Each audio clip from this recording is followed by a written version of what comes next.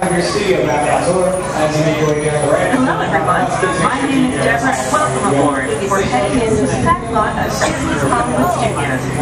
This production area was built in 1988 as a Florida counterpart to the Walt Disney Studios in Burbank, California. We included sound stages, recording studios, high-tech editing rooms, all the tools needed to create movies, TV shows, and radio broadcasts. We've even got our very own water tower, too. It's up ahead, high in the sky on the left side of our shuttle. We call it the Earful Tower. It's inspired by the water tower Walt Disney had built for his Burbank studio in 1939. Our Florida tower stands a lucky 13 stories high, and we added our own creative touch, a giant set of Mickey Mouse ears. If you wanted to wear those ears, you'd have to have a hat size of 342 at 3/8. Up ahead, after the next bend in the road, you'll have a perfect opportunity to take a picture of this famous icon. In the world of entertainment, every project starts with a screenplay and a lot of creative ideas. A production studio is where the ideas of writers, producers, and directors are transformed into an on-screen reality. Within these huge spaces, filmmakers can literally create their own world.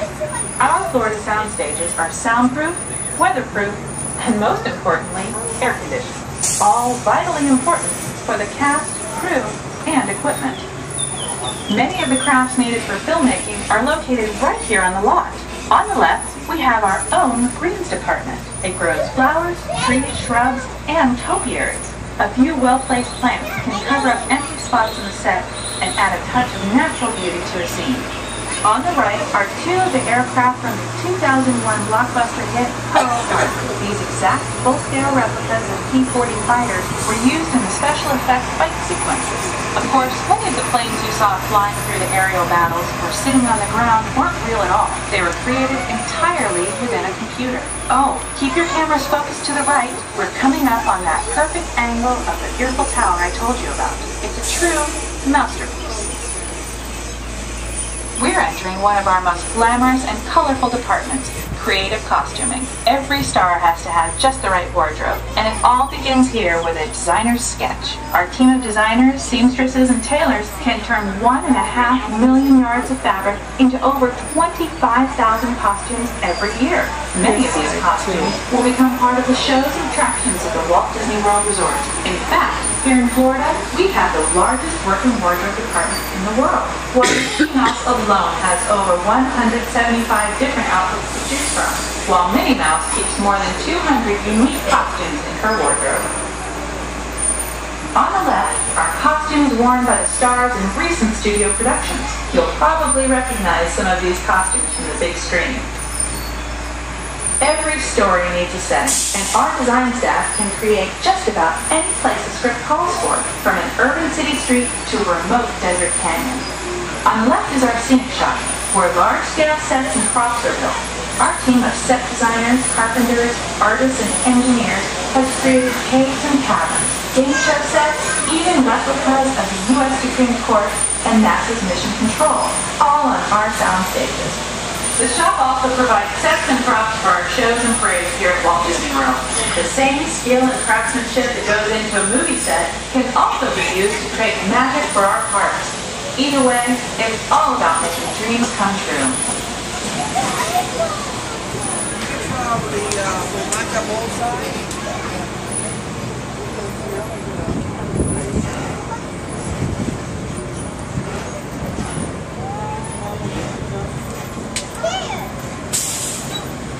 We're entering a zone we call the boneyard.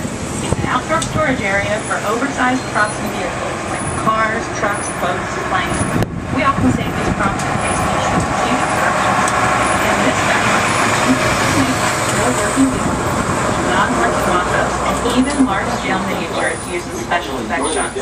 Large-scale models create a more convincing illusion on camera. We even place small cutout passengers in the windows of the plane.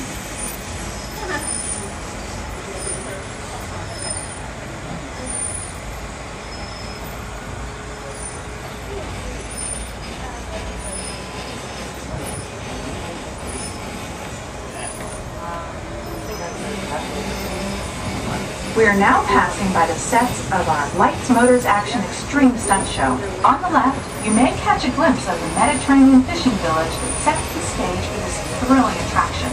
We'll get a closer look at it soon, but for now, we're approaching one of the largest standing sets on our backlot.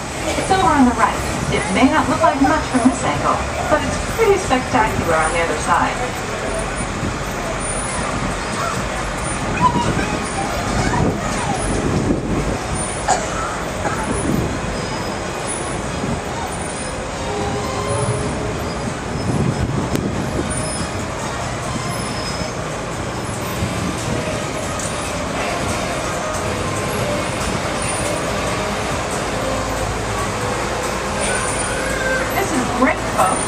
The production crew has just given us clearance to enter the set. Hello, Backlot Tour. I'm Amy, a production coordinator here at the studios. I can see your shuttle heading toward Arcade Inset. I've given your driver permission to come in and take a look around. I'm up here with our effects crew, and we're getting ready to shoot a test sequence. Oh, on the way in, you're going to be crossing a wooden bridge, and things may get a little bumpy, so please, hold on to your belongings, especially hats, cameras, and glasses, and keep an eye on any small children in your party. And of course, please remain seated at all times. Welcome to the set. As you can see, we brought the bear and dry down from Southern California to green, typically humid Central Florida. This set is based on real locations that our production designer took pictures of. Our set crew spent about 6 months building the canyon, but we've used it for a number of TV shows and specials over the years. For our upcoming production, the script called for a finger truck. We found this one in our backyard, but it was too big to drive it in place. We picked it up with a crane and set it down here. We're up on the overhead platforms, and I see our director has arrived. As soon as the rain effect is ready, we'll begin the sequence. This set and shower is really just a special effect. We've written a series of water nozzles just above your tram. The water sprays in a crisscross pattern to create a sense of depth, but this normally covers the first 2 feet of the set.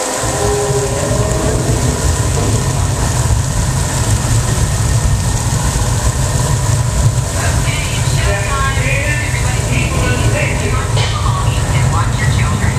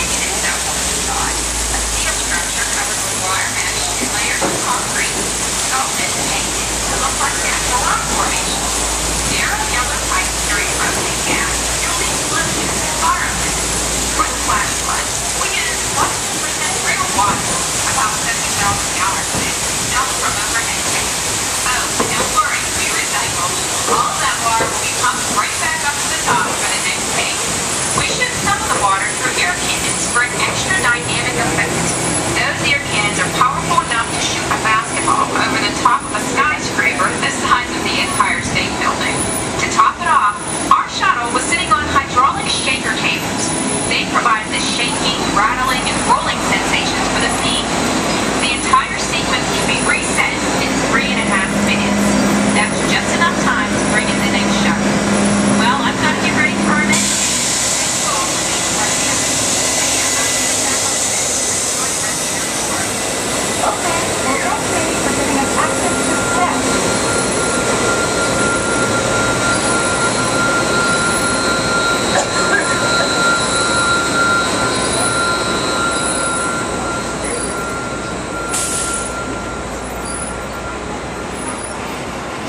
the right, we have an authentic piece of Disney history, that Gulfstream 1 was known at airports across the country as November 234 Mickey Mouse, but we just call it the Mouse. In 1964, Walt Disney and his hand-picked team used this plane to scout locations for what he called the Florida Project. Soon, they secretly began purchasing thousands of acres of land, which became the Walt Disney World Resort in 1971. During the creation of the resort, and later Epcot, the Mouse shuttled studio executives and Imagineers between Burbank and Orlando, making it the most used executive aircraft in the country. Appropriately, the Mouse retired here in 1992.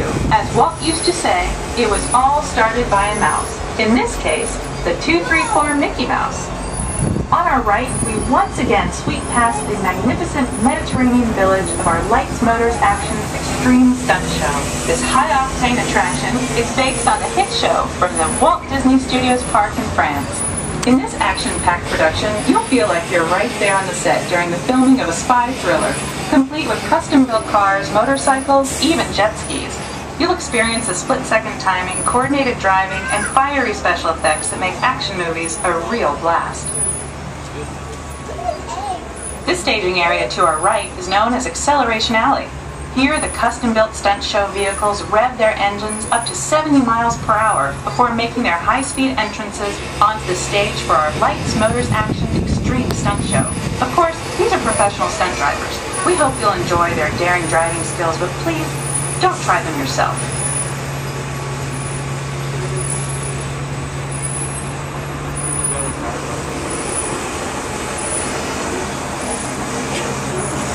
On the left, we've reached our second boneyard with more historic props and vehicles.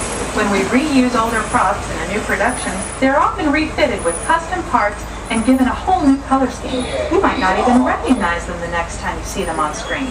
For instance, coming up is our friend Herbie the Love Bug. He went through a special demolition derby makeover. Those dents and dings were added on purpose, but he can be polished up as good as new for his next starring role.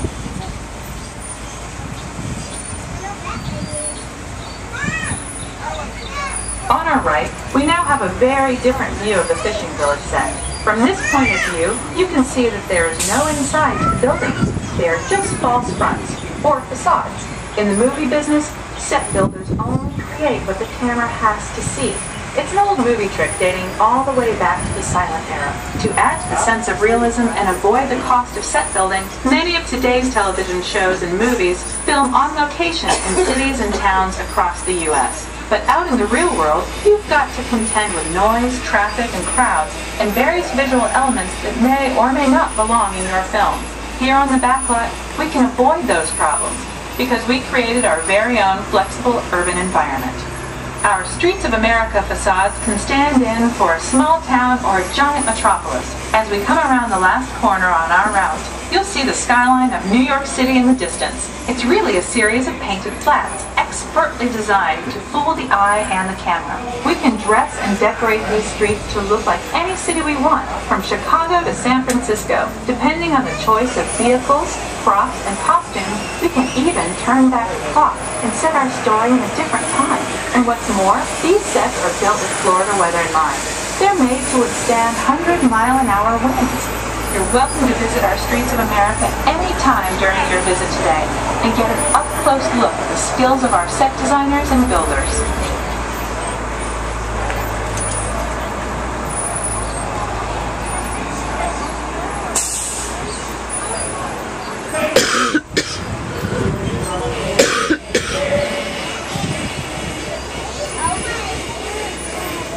We've just about reached the end of our tour. Our final stop is the American Film Institute Showcase, where you can see the actual costumes and movie props used in some of Hollywood's most famous films. There are some pretty amazing items in there, so feel free to take all the time you like. Please stay seated until our tram comes to a complete stop, and check around you for any personal items that may have fallen during our trip.